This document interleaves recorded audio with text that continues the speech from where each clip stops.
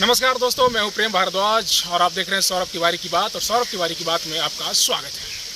Saurabh Tiwari sir ने कुछ दिन पहले कहा था कि मुख्यमंत्री नीतीश कुमार एनडीए में शामिल हो सकते हैं और बिहार में सरकार बनाएंगे। इन्होंने बिल्कुल कहा था कि लिख कर ले लीजिए, नीतीश कुमार एनडीए में शामिल होंगे और सरकार बनाएंगे, और हुआ भी बिल्कुल वही।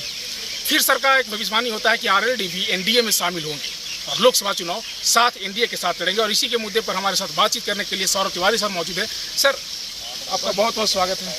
बहुत बहुत धन्यवाद प्रेम जी। सर, आपने पहले कहा नीतीश कुमार एनडीए में शामिल होकर बिहार में सरकार बनाएंगे, फिर आपने कहा कि जयंत चौधरी जो है एनडीए में शामिल होंगे और लोकसभा का चुनाव भी लड़ेंगे, और फिर आज नरेंद्र मोदी ने मास्टर स्ट्रोक खेलते हुए सर भारत रत्न देने की बात की है चौधरी चरण सिंह जी को। तो सर, आप इस पूरे प्रकरण को कैसे देखते हैं? बिहार में जब कर्पूरी ठाकुर को मिला, फिर वहाँ सरकार, फिर यहाँ देखा तो जयंत चौधरी के खेमे में, मतलब क्या सर, आप क्या समझते हैं? आप तो राजनीति में बहुत गहरी पकड़ रखते हैं। जी देखिए प्रेम बाबू, आप गया औरंगाबाद से आते हैं और मैंने पहले ही कहा दिया था कि लिख कर रख लीजिए। ऐसा तो नहीं कि मुंह से मैंने कह दिया, लिखित मैंने ट्वीट भी किया, और जो वीडियो है आप देख सकते हैं, और वीडियो भी था कि नीतीश कुमार एनडीए में जा रहे हैं। हुआ वही, लोग मजाक उड़ा रहे थे कि अपने आप को बिहार का सबसे बड़ा पॉलिटिकल पंडित समझते थे, पॉलिटिकल कमेंटेटर समझते थे अपने आप को। उनके मुँह पर काली स्याही पुत गई, नीतीश कुमार आ गए। अब कह रहे हैं कि ये कौन सी बड़ी बात है, तो सबको पता था। अरे भैया, सबको पता था तो आपने क्यों नहीं बोला? जयंत चौधरी के बारे में मैंने बोला था। देखिए, उत्तर प्रदेश विधानसभा चुनाव के समय से ही अमित शाह लगातार जोर डाल रहे थे जयंत चौधरी के, क्योंकि जयंत चौधरी की जो अहमियत थी वो अमित शाह को पता है, भारतीय जनता पार्टी को पता है। और इसी चलते देखिए, कर्पूरी ठाकुर को दिया, खेला हो गया उसी टाइम। लालू यादव, तेजस्वी यादव को सांप सूंघ गया, और ट्वीट हो नहीं पा रहा था, क्या लिखे, कुछ बोल नहीं पाए। तो उन्होंने कहा कि हमने मांग की सबसे पहले। अरे भैया लालू जी, अगर मांग किया था तो आप रेल मंत्री थे तो उस टाइम दबाव डाल देते, पावरफुल पोजीशन में थे आप। बिल्कुल। अब देखिए, अखिलेश यादव को भी सांप सूंघ गया है। अब कह रहे हैं कि हमने मांग किया था। ठीक है, तो अब अखिलेश बाबू आपके हाथ से चले गए जयंत चौधरी। अब गठबंधन है भारतीय जनता पार्टी का, जो एनडीए गठबंधन है, उसके साथ वो इनका गठबंधन होगा। पश्चिमी उत्तर प्रदेश में भारतीय जनता पार्टी अच्छा प्रदर्शन करेगी, बिल्कुल, क्योंकि चौधरी चरण सिंह किसानों के बड़े नेता थे।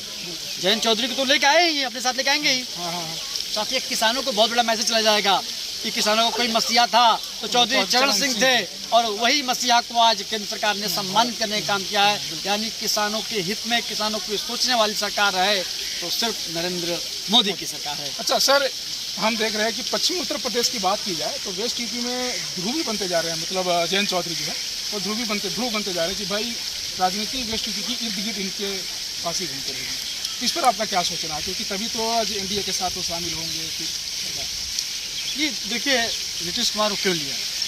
क्योंकि नीतीश कुमार के पास कम से कम 1 लाख तो वोट है। तो ऐसे ही पश्चिमी उत्तर प्रदेश में जिसमें चौधरी चरण सिंह हो, उनके पिता अजीत सिंह हो, आज उन्होंने अपने पिता को भी याद किया और क्या ट्वीट किया, दिल जीत लिया।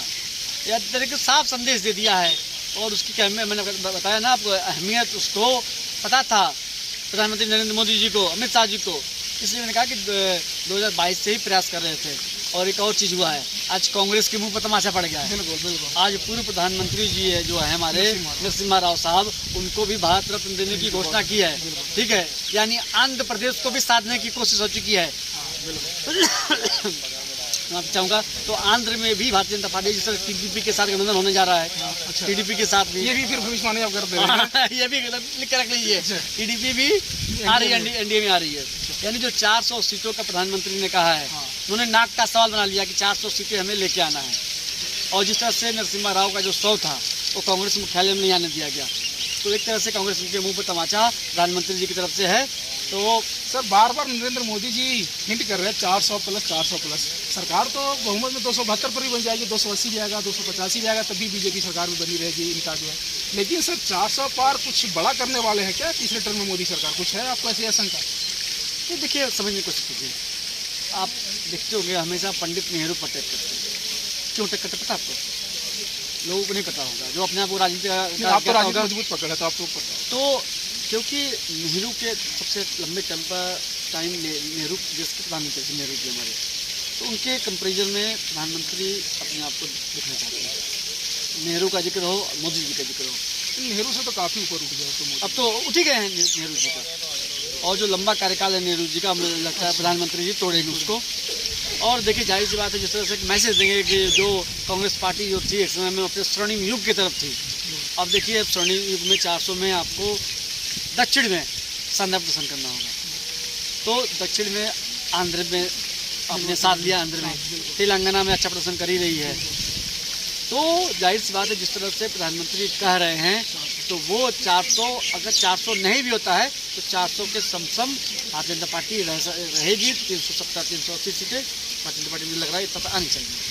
बहुत बहुत धन्यवाद सर। ये थे हमारे साथ सौरभ तिवारी सर, जो कि राजनीति में बहुत मजबूत पकड़ रखते हैं, हर बारीकी चीज़ को ध्यान से देखते हैं और फिर अपनी भविष्यवाणी करते हैं। ये वीडियो आपको कैसा लगा कमेंट सेक्शन में लिख कर जरूर बताएं। तब तक के लिए दीजिए इजाज़त।